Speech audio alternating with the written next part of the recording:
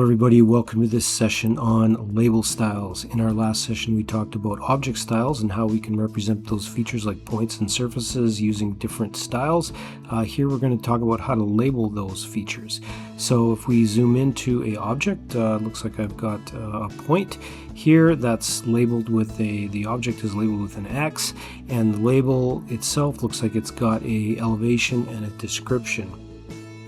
So let's talk about how we can update and edit these labels. So we're going to pop over into the settings tab, and remember the settings tab contains all the information on how we're going to represent our features. So if I expand out points as an example, it looks like I've got a folder called point styles that's representing our point, and there's my basic point style. That's that little X there. I can see that triangle means it's being currently used in the drawing right now, but I've also got a folder called label styles.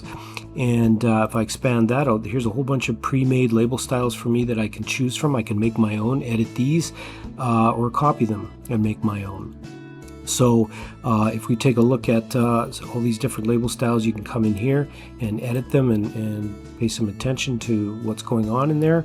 I'm not sure what points have these label styles assigned to. If I'm interested in this particular label style, the easiest way to access it and find out what style it is to select it and then right click and go into point group properties, and then in my point group properties here it'll show me all the information that has to do with that point. So it looks like I am using that point style called basic, but this label style is called elevation and description. So that's that one right there. So there's two ways I can edit it.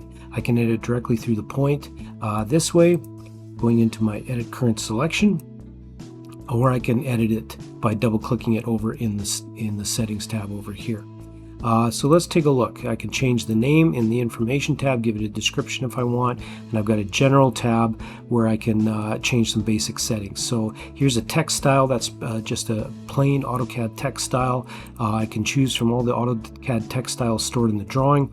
I'm using one called standard, and there's my label visibility. I can turn it to false. That'll turn the label off. So there's better ways to turn your label off. I'd recommend not doing that.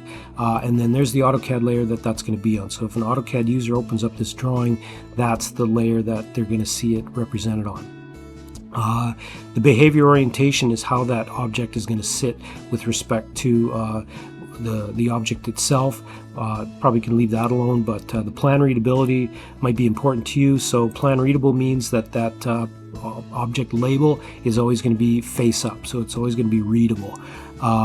And as the point rotates, if I rotate that point, if that point rotates more than 110 degrees, the label will flip upside down so that it is still always upright and readable.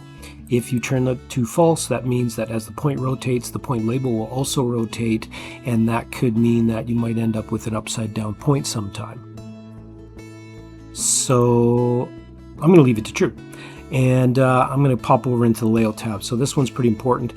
Pay particular attention to the component name. So this label style called elevation and description it looks like two components. Okay, so we've got two components there, and I can go in and edit each one. So if I got it selected to point description, this information here is representing the point description. That looks like the word random there as an example. If I want to edit the point elevation, I can come and change the component name. So there might be some things I want to change about this particular point description, or sorry, point elevation. I've got a visibility tab here that's kind of the same as in the last tab. I'd leave that alone. And also the anchor point. So how is that label going to be centered or rotated around the other label? So you can come in here and change that if you want to a different position. If you want to shift the label around as a whole, you can go ahead and do that. Now, under the contents, this is how we can change that. So let's say, for instance, I'm working in a metric drawing. I want 3 decimal place precision here. I've got 2 currently. I can come in and change that. So that's where you're going to pop into the contents section. So I'm going to select the option here and then click the little ... button. and it pops me into the properties tab. So in my format tab, it shows me things like the different justification and different basic AutoCAD properties. But over in the properties section here, this is where I want to change. So there's kind of 3 steps you got to do here. When you come into this section, first thing to do over on the right hand side is take your cursor and highlight the section there. Notice how that lights up, and notice how the left hand side changes. So here's where I can change any information. So step number 1, select the left hand or right hand side. Step number 2, change what you got to change, and that might mean I've got 3 decimal place precision. And lastly, most importantly, make sure you hit the apply button. If you don't hit the apply button, your changes will not be saved. So I'm going to hit this little apply button, and that'll update it. Notice that now says P3 there, precision 3. So that's great. That's what I want it to be. I'm going to say OK, and notice that it's changed. Okay, so that means any point label, any point that's using that particular label style is going to be changed. All right, so it's basically just like changing it over here in the style section. If I want to change the height or the size of that text, I could do that here.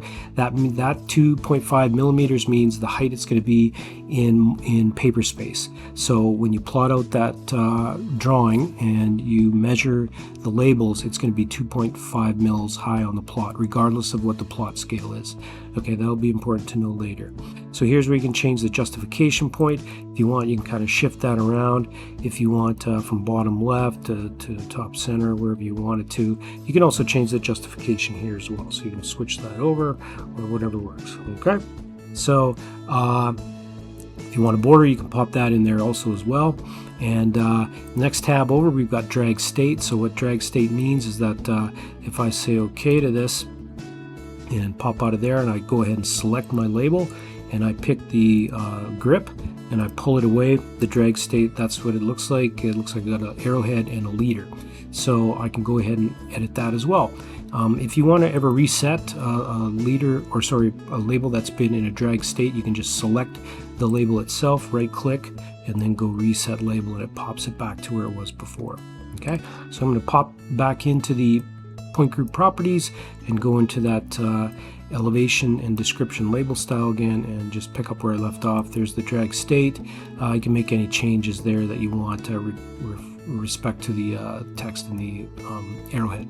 So the summary tab is just a basic update of all the stuff you've changed and edited. So I'm going to say OK and say OK, and there you go. That's how you can go ahead and manipulate an object style.